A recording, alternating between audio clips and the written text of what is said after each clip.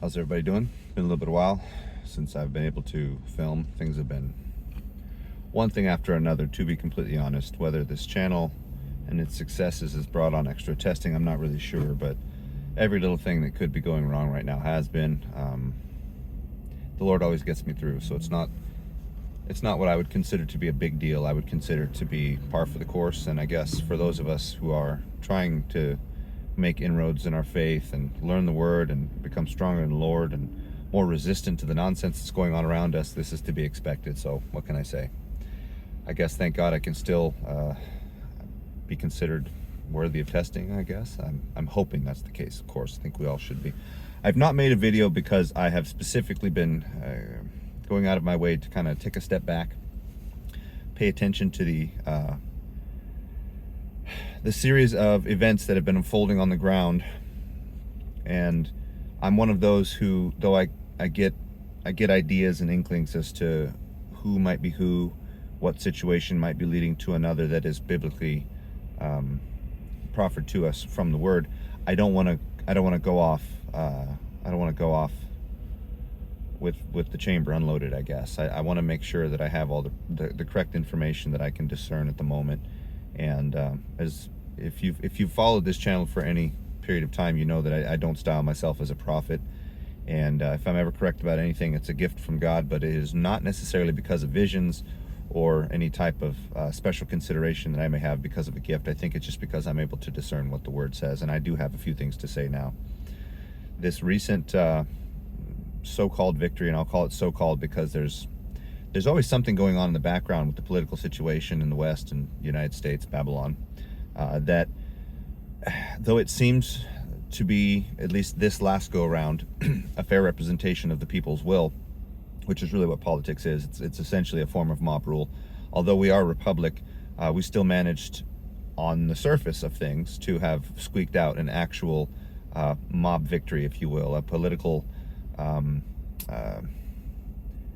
the word is, I guess, landslide. You know, they say things, you know, like the popular vote is, I'm talking about the left side. They like to claim that the popular vote is more important than the electoral college vote, but we all know that if the mob were to ever fully rule like they will here not too long from now, the minorities would be severely oppressed. So what's going on? Trump's, continuing to win. We're already starting to see rumblings of his victory pan out on the side of economics, perhaps at least in the short, medium term, to benefit the populations of not only the United States but also some places in Europe, actually, economically and in a worldly sense. We're starting to see the powers that be try to, I think that they're feigning it, but it appears on the surface that they're overreacting and trying to start a world war so that Trump and company have this giant mess to clean up. But I think it's just another one of those. I think it's another one of those occurrences that are being teed up for him to come in and quickly and easily knock down. And I'm seeing all sorts of people make all sorts of unfortunately false claims about what's going on right now. You can just see the comments in some of these videos and come to understand that most people don't really know how the end times is supposed to pan out, which was the entire reason, by the way, why I started this channel. We're seeing a bunch of appointments for potential cabinet members that, of course, are rattling the so-called deep state's cage, and they're starting to try to use the formerly powerful, and I say formerly because we are also seeing, while Trump rises and he appoints all these people, and the seemingly the majority of Americans, and likely people in the West too, get behind him, we're also seeing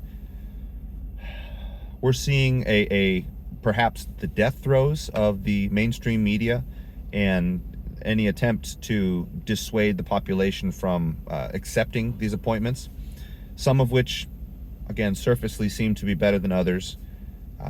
The reality on the ground, from what I can tell so far, though, is that although there are a few that are coming into his administration that aren't overtly bad guys, they all support the same powers. And I am no, I don't claim to be anti-Israel, but I do claim to be anti-unbeliever. And unfortunately, as I've stated before, the modern state of Israel is an apostate state. The mass majority, overwhelming mass majority, I think over 95%, are vehement unbelievers. They believe themselves to be special in God's eyes while rejecting his son, which, if you're watching this channel, you likely understand that you cannot be a son of God, you cannot be beloved of God, you cannot be blessed by God unless you are in his son through faith and believing in Jesus Christ as God, man, and Savior.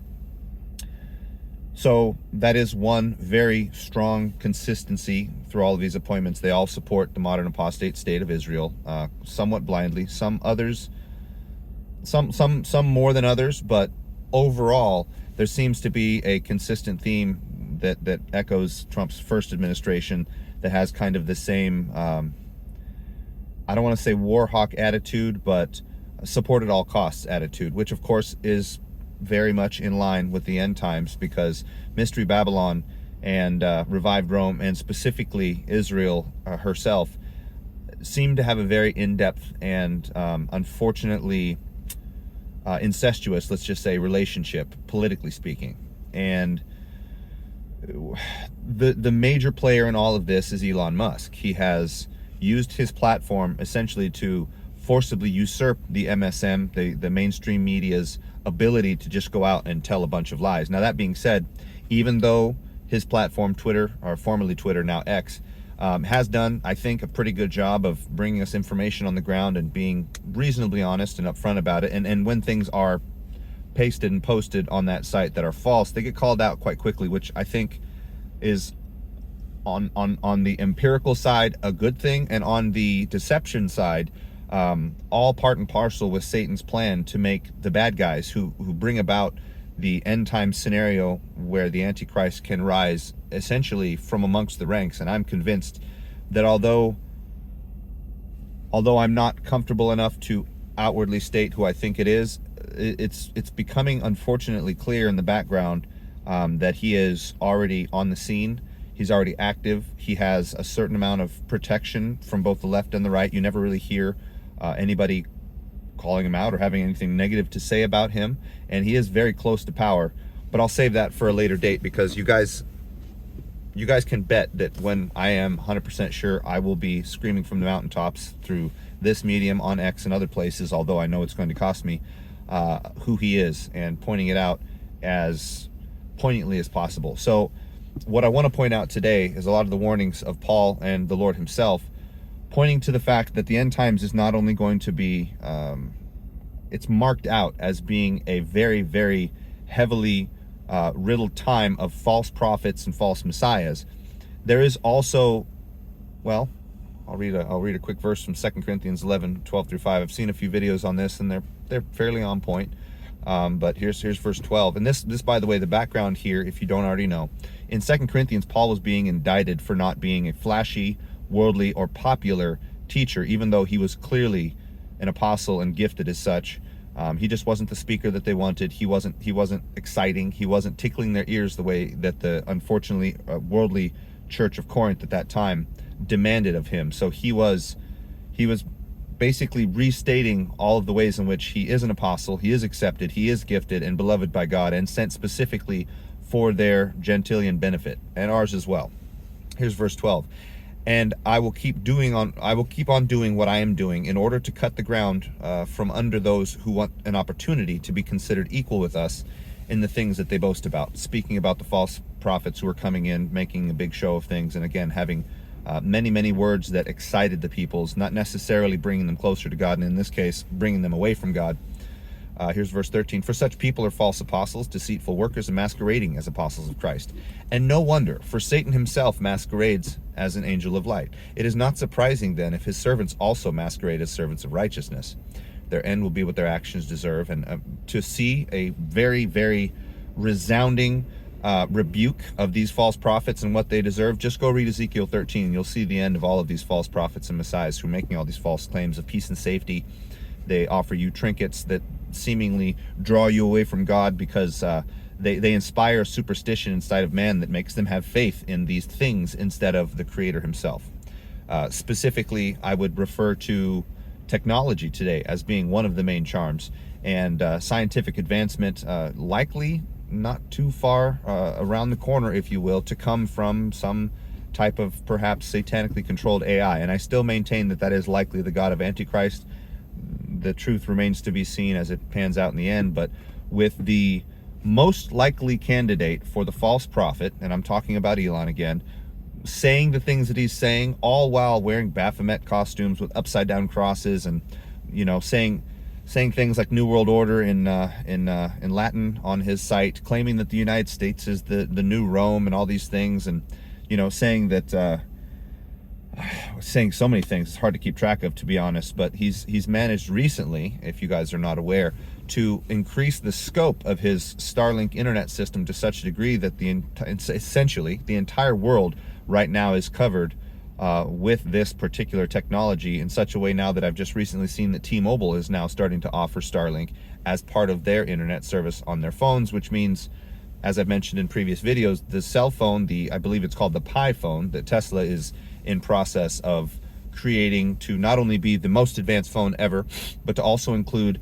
an AI that is capable of processing information at likely the fastest speed that we've ever seen, and also including this Starlink technology. It's not hard to see, on top of his promises for all of this medical advancement and anti-aging potential technology that could be involved in this Neuralink, as he calls it. I call it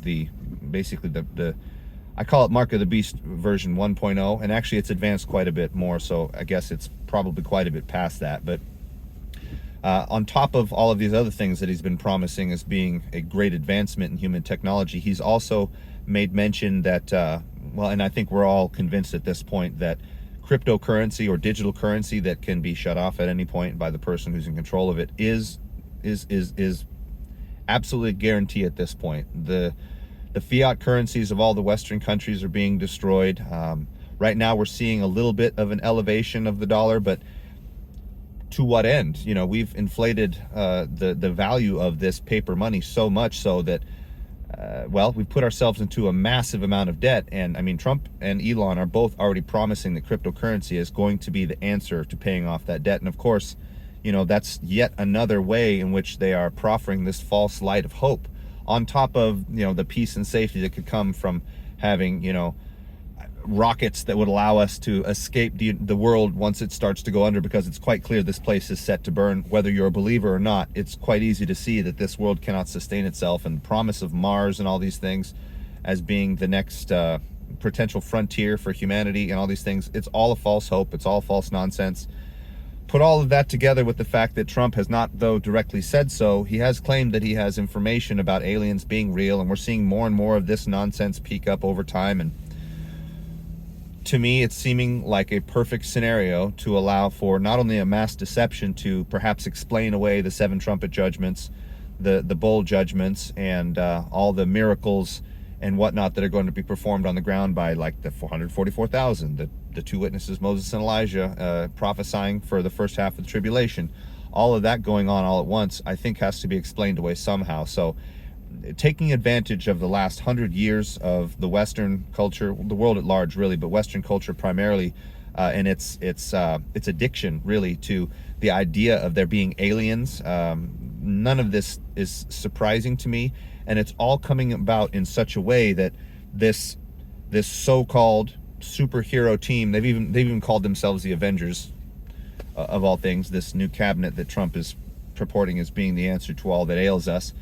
And I even include, unfortunately, the very factual information coming from Mr. Kennedy, talking about the fact that the United States especially has been poisoned. Our food has been garbage for a long time.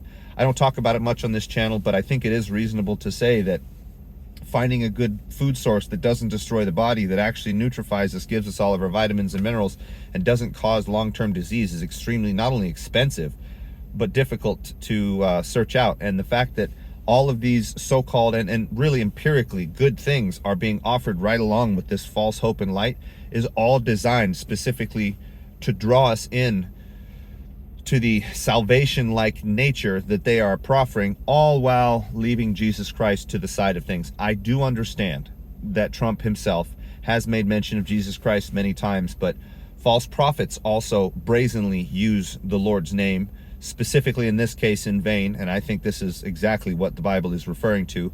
by claiming that their false nonsense and their evil promises come from Jesus Christ because they can show you something empirically on the ground that seems to be good, like healthy food, no world wars, an exploding economy. As I mentioned in one of my videos previously, that there's a plan to have a 100-year celebration for the United States next year at the Iowa State Fairgrounds, much like the United States used to engage in back in the 60s, 50s, 60s, and 70s, I believe. Could be wrong on those dates, but the point of it is a world fair is just another one of the seemingly empirically good things on the ground that will come from an administration that is designed very specifically to get people's hopes up politically, have us focusing on a worldly answer for all that ails us, and all the while, again, for all of the nice words that are spoken about Jesus Christ, never once has Donald Trump gotten up and said, you all need to accept Jesus Christ as God, man, and his death saves you. That's the only way we're going to get this back. And we all know, at least if we're paying attention, that the original intention of this country and most countries in the West, especially after they shed their Roman Catholic, paganistic ways, they were built on a moral underpinning of Christian faith. That doesn't mean that they were all overtly stating we should all be Christian, but they were saying that the only way that this place was going to survive is if we had a very strong undercurrent of morality that was shared by the mass majority of peoples. Otherwise, this place was going down. And I think we're seeing the result of that right now. Because what is Trump doing otherwise? He has recently said that he is not necessarily going to give a blanket get out of jail free card for the January 6ers. I don't think necessarily that's the wisest thing to do, to go and do it blanketly, but that is something he promised previously, and now he's rescinding it because he's trying to make friends with the left. He's allowing all the people that called him Hitler and Stalin and all these things to come grovel at his feet because A, he loves the attention, he loves being right, which, I mean, let's be honest, arrogantly speaking, human beings have that tendency, some more than others, and I think Satan is making great use of his narcissism and his desire to be above all of those who he formerly would have considered to be his contemporaries, because the most of them, unfortunately, support the leftist, communist, socialist side of things, which we all know is overtly evil. But unfortunately, what we're dealing with now is subversive evil. We're dealing with a scenario on the ground that, well, why is Antichrist pictured riding a white horse if not to be pictured as the ultimate form of savior? And remember, he's given a crown